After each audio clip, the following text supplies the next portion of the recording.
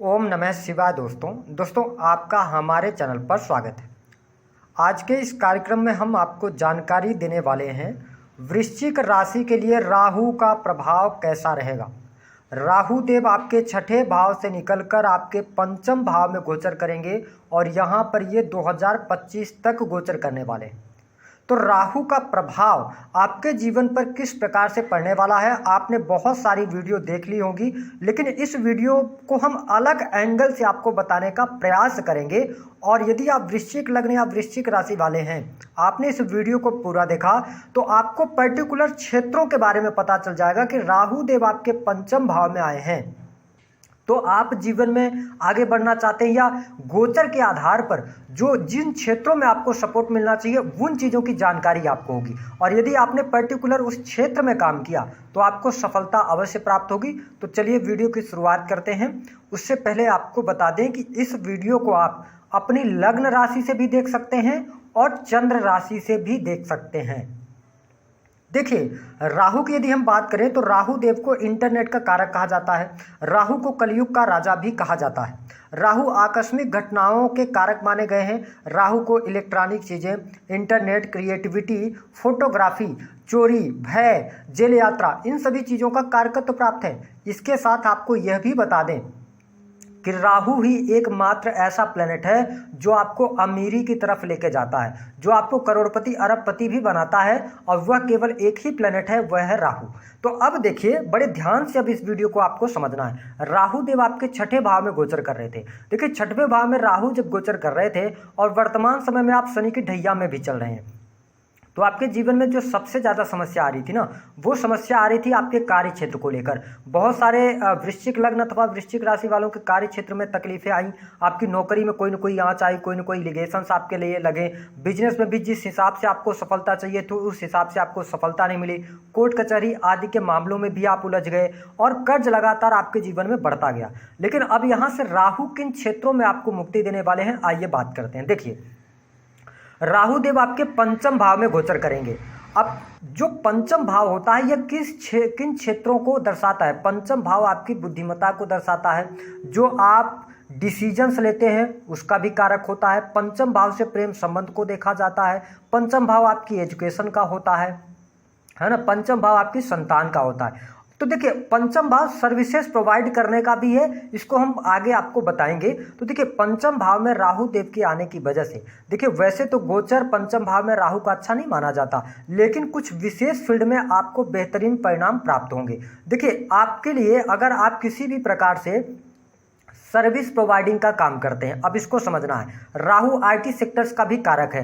तो पंचम भाव में राहु आया तो आप यदि कोई ऐसा कार्य करते हैं, बिजनेस करते हैं जिसमें आप दूसरे लोगों को सर्विस प्रोवाइड कराते हैं, है ना, जैसे कि सर्विस के तौर पर आप कंसल्टेंसी देते हैं, या आप मल्टीनेशनल कंपनीज के अंदर हैं, और जैसे आप फिनांस के सेक्टर के अंदर हैं, कोई भी आप सर्विसेज दे रहे हैं, तो यहाँ पर राहु देव आपको बेटर रिजल्ट देने का कार्य करेंगे। साथ ही पंचम भाव को आप इस तरीके से समझ सकते हैं कि पंचम भाव इस चीज को शो करता है कि पहले आप पैसे देंगे, है ना। जैसे मान लीजिए कि आपका कस्टमर आया, तो कई बार क्या होता है कि हम हैंड टू हैंड, सामने वाले ने पैसे दिया, हमने उसके काम कर दिए, लेकिन ऐसा नहीं। इसमें क्या होता है, इसमें पैसा पहले आता है, काम बाद में होता है। कमीशन से संबंधित काम हो गए, या इसके अतिरिक्त आपने मोटिवेशनल स्पीकर्स देखा होगा, या आपने जैसे कवि सम्मेलन वगैरह देखा है। तो अगर आप इन फील्ड से जुड़ाव रखते हैं, आप वृश्चिक लग्न या वृश्चिक राशि वाले हैं, आपको बहुत अच्छा बेनिफिट मिलने जा रहा है। साथ ही पंचम भाव में राहु के आने की वजह से आप एक से अधिक प्रेम संबंधों की तरफ जा सकते हैं। जो वृश्चिक लग्न अथवा वृश्चिक राशि वाले जातक प्रेम में हैं, वो कहीं ना कहीं से एक से अधिक प्रेम संबंधों की तरफ जाएंगे, या आप अपनी प्रेमी या प्रेमिका को लेकर बहुत ज़्यादा पजेसिव हो जाएंगे। कहने का मेरा यह मतलब है कि राहु का एक स्वभाव यह है कि ये जिस भाव में बैठते हैं ना, उस भाव को अपना घर मान लेते हैं, और उस भाव से रिलेटेड चीज़ों के बारे में यदि किसी ने कुछ उनसे बोला, या पंचम भाव से रिलेटेड चीज़ें, जैसे आपके पंचम भाव में है, तो पंचम भाव से रिलेटेड चीज़ों के बारे में, आपके बच्चे के बारे में, आपके प्रेम के बारे में किसी ने बोला, तो आप पलट कर तुरंत जवाब देंगे, आप लड़ने के लिए तैयार हो जाएंगे। ये राहु का स्वभाव है। तो ये स्थिति मैं देख रहा हूं कि जो वृश्चिक लग्न अथवा वृश्चिक राशि वाले हैं जो प्रेम विवाह करना चाहते हैं उनके लिए प्रेम विवाह का भी योग आ रहा है, लेकिन मई 2024 के बाद आपके लिए प्रेम विवाह के योग बनेंगे।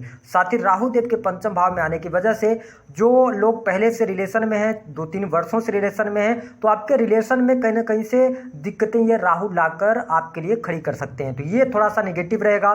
साथ ही जो स्टूडेंट हैं, जो विद्यार्थी हैं, आप इसको नोट कर लीजिएगा, आपके लिए जैसे ही राहु आपके पंचम भाव में आएंगे बुद्धि से जुड़े कार्यों में आपको सफलता मिल जाएगी। अगर आप कोई भी कॉम्पिटिटिव एग्जाम की तैयारी कर रहे हैं जो कि आईटी सेक्टर से जुड़ा हुआ है, इंजीनियरिंग के फील्ड से जुड़ा हुआ है, बैंकिंग सेक्टर हो गया, शिक्षा का फील्ड हो गया, लॉ का फील्ड हो गया, आप बहुत अच्छा प्रदर्शन करने वाले हैं। आपके लिए इन सेक्टर्स में नई नौकरी की संभावनाएं दिखाई देती हैं। यदि आप कोई कॉम्पिटिटिव एग्जाम वगैरह भी देते हैं, वृश्चिक लग्न या वृश्चिक राशि वाले हैं, भले ही आपके ऊपर शनि की ढैया क्यों न चल रही हो, लेकिन आने वाला जो टाइम पीरियड है ये आपकी नई नौकरी की संभावनाएं लेकर आ रहा है।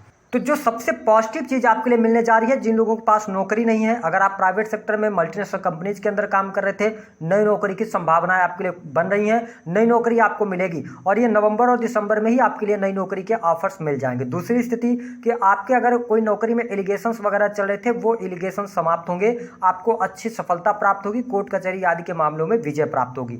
इसके साथ में देखें कि आपके जीवन से धीरे धीरे करके कर्ज उतरना शुरू हो जाएगा, कर्ज आपका कम होता नजर आएगा जो वृश्चिक लग्न अथवा वृश्चिक राशि वाले हैं। हाँ, एक निगेटिव साइन है, देखिए आप पॉजिटिव भी जानिए और निगेटिव भी जानिए। निगेटिव साइन क्या है? सबसे ज्यादा जो प्रभावित होगा ना वो आपका हेल्थ प्रभावित होगा। उसको हम बताते कैसे, देखिए राहु देव की जो पंचम दृष्टि है वो आपके 9th हाउस पर पड़ रही है। इसका मतलब यह है कि आप यदि विदेश से जुड़ा काम करना चाहते हैं, टूर एंड ट्रेवल का कार्य करते हैं, धार्मिक क्रियाकलापों से जुड़े हैं, तो आपको लाभ अवश्य प्राप्त होगा। लेकिन ये पंचम दृष्टि शो कर रही है कि आपको धार्मिक बने रहना है। यदि आप धर्म से विमुख होकर कोई काम करेंगे उसमें आपको नेगेटिविटी मिलेगी, क्योंकि आपके 4th हाउस में शनि देव भी बैठे हुए हैं, है ना, और आपके ऊपर ढैया भी चलेगी 2025 तक। तो हम ये कह सकते हैं कि आपको अपने पिता का सम्मान करना चाहिए। पिता के साथ में मिसअंडरस्टैंडिंग अगर हो रही है तो थोड़ा सा ध्यान रखिएगा, क्योंकि पंचम भाव काल पुरुष की कुंडली में सूर्य को अगर हम कहें तो रिप्रेजेंट करता है, क्योंकि पंचम भाव में क्या आता है, सूर्य की राशि आती है, सिंह राशि आती है। तो यहाँ पे ये ग्रहण भी लगाने का काम करेंगे। तो हम ये कह सकते हैं कि पिता के साथ में संबंधों को अच्छा रखिएगा, उनकी हेल्थ का ध्यान रखिएगा तो ज्यादा बेटर रहेगा।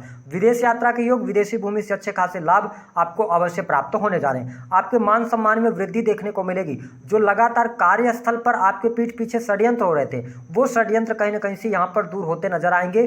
कार्यस्थल में ठहराव आपके जीवन में अब धीरे धीरे करके आने लगेगा, तो आपके लिए बेहतर है। जो लोग बिजनेस कर रहे हैं, हमने आपको बताया कि यदि आप किसी भी प्रकार के ऐसे बिजनेस से जुड़े हैं जिसमें पैसा पहले लिया जाता है और काम बाद में किया जाता है, आपको बहुत अच्छा लाभ मिलेगा। यदि आप स्क्रिप्ट राइटर हैं या आप मीडिया के क्षेत्र में हैं या आप क्रिएटिव फील्ड से जुड़े हैं, ब्लॉगिंग वगैरह करते हैं, तो आपके लिए बेहतरीन समय देखने को मिलेगा। राहु के गोचर का जो प्रभाव होगा वह पॉजिटिव ये रहेगा कि जो अभी तक आपके जीवन में हॉस्पिटल्स पर या आपके स्वास्थ्य पर बहुत ज़्यादा पैसा खर्च हो रहा था, उसमें कमी देखने को मिलेगी। अब बहुत सारे वृश्चिक लग्न अथवा वृश्चिक राशि वालों को पेट से संबंधित समस्या थी। अगर आपका क्वेश्चन है तो मैं आपको देखिए स्पष्ट बता दूं कि गुरुदेव बृहस्पति 6ठे भाव में आपके करियर के लिए अच्छे रिजल्ट देते हैं, है ना। साथ ही आपके लिए अगर हम देखें तो आपके 12th हाउस के लिए अच्छा रिजल्ट देते हैं, विदेश से इंपोर्ट एक्सपोर्ट के लिए अच्छा रिजल्ट देते हैं, लेकिन धन के लिए भी अच्छा रिजल्ट देते हैं, लेकिन आपकी हेल्थ के लिए अच्छा रिजल्ट नहीं देते। तो आपको ये पेट से संबंधित समस्याएं दे सकते हैं, अपच की समस्या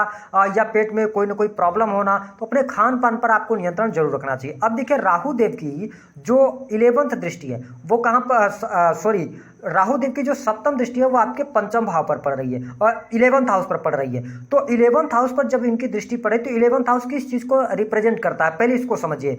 और ये अपनी उच्च दृष्टि देख रहे हैं, कन्या राशि को देख रहे हैं। आपके 11th हाउस में कन्या राशि आती है, तो अब आप ये देखें कि सोशल सर्कल आपका बढ़ेगा, सामाजिक दायरा बढ़ेगा, किसी सामाजिक संगठन से आप जुड़ सकते हैं, आपके बड़े भाई बहनों को लाभ मिल सकता है, उनके करियर को लेकर कोई खुशखबरी मिल सकती है। इसके साथ में मैंने आपको बताया कि 11th हाउस आपकी इच्छाओं और मनोकामनाओं का है, तो आपके अंदर यह भाव जागृत होगा कि यदि आप अपना पावर बढ़ा लेते हैं, यानी पदवी बढ़ाते हैं, अपनी ताकत को बढ़ाते हैं, तो आपकी सारी महत्वाकांक्षाएं मनोकामनाएं पूर्ण होंगी। इसका मतलब यह है कि आपके पास में इनडायरेक्ट पैसा कमाने का मौका मिलेगा। इनडायरेक्ट मतलब कि थर्ड पर्सन के माध्यम से, जैसे कमीशन से जुड़े कार्य होते हैं, आप प्रॉपर्टी डीलिंग से जुड़े कार्यों से अच्छा पैसा बना सकते हैं। शेयर मार्केट में जैसे कि आप स्वयं का पैसा नहीं लगाते, किसी दूसरे व्यक्ति का पैसा लगवाते लगाते हैं वहाँ पे जो आपको कमीशन मिलता है उससे आप अच्छा बेनिफिट प्राप्त कर सकते हैं, आपकी मनोकामनाएं पूर्ण होंगी। जो लोग सोशल मीडिया में हैं तो वो लोग अच्छा कर सकते हैं। अगर आपका बिजनेस है, आपका कैरियर है, अभी तक आप सोशल मीडिया में नहीं आ रहे थे तो आप आएंगे, सोशल मीडिया से अपने बिजनेस को बढ़ाने का प्रयास करेंगे तो ये बेहतर है। अब देखिए इनकी जो नवम दृष्टि है ना वृश्चिक लग्न अथवा वृश्चिक राशि वालों, आपके लगन पर पड़ रही है। इसका मतलब यह है कि आपका माइंड शार्प हो जाएगा, बुद्धि से जुड़े कार्यों में सफलता मिल जाएगी, विदेशी भूमि से आपको बहुत अच्छे लाभ मिल जाएंगे, इंटरनेट की तरफ आप अग्रसर होंगे, रात्रि के समय में जो आप काम करेंगे उसमें ज्यादा बेनिफिट आप निकालने में सफल हो जाएंगे। साथ ही यदि देखा जाए तो आप फर्स्ट हाउस किस चीज को रिप्रेजेंट करता है? फर्स्ट हाउस ये बताता है कि आपकी मेंटल स्ट्रेंथ को बताता है ना, आपकी मेंटालिटी कैसी है, आपका जो प्रोफेशन है। मैं आपके लिए इसलिए सजेस्ट कर रहा हूं कि आपका कोई भी प्रोफेशन है, अगर आप ऐसे किसी प्रोफेशन से जुड़ते हैं जिसमें दिमाग से काम होता है ना कि मेहनत से, है ना, दिमाग लगाकर अगर आप कोई काम करेंगे तो बहुत अच्छा आपके लिए रहेगा। यहाँ पर जैसे कि एग्जाम्पल से समझिएगा कि इमेज ब्रांडिंग का काम अगर आप करते हैं, आप किसी कंपनी के लिए कोई कार्य करते हैं तो ये टाइम पीरियड आपके लिए बहुत ही अच्छा रहेगा। इसके साथ साथ अगर आप जैसे पार्लर वगैरह जो माताएं बहनें चलाती हैं उनके लिए अच्छा रहेगा, है ना। इसके साथ क्योंकि ये पर्सनालिटी से प्रथम भाव से जुड़ा हुआ इनका दृष्टि पड़ रही है तो है ना, मॉडल्स वगैरह जो है वो अच्छा कर सकते हैं। और सैलून वगैरह अगर आप चलाते हैं, होटल रेस्टोरेंट चलाते हैं जहां पर दूसरे लोगों के लिए आप कुछ न कुछ करते हैं तो ये बेहतर परिस्थिति आपके लिए बनेगी। नेगेटिव क्या रहेगा? हेल्थ का थोड़ा ध्यान रखना है, मूड स्विंग की ये प्रॉब्लम देंगे, बार बार डिसीजंस इनडिसीजंस की स्थिति में आप आएंगे, थोड़ा सा आप परेशान रह सकते हैं। काम आपके होंगे लेकिन थोड़ा सा मन में एक भय चिंता रह सकती है या डर आपके लिए रह सकता है। लेकिन मैं आपके लिए स्पष्ट कर दूं कि राहु का यह गोचर आपके जीवन में धन लेकर आ रहा है, आपके कुटुंबीजनों के साथ में आपके संबंध अच्छे होंगे, वाणी आपकी बहुत अच्छी हो जाएगी।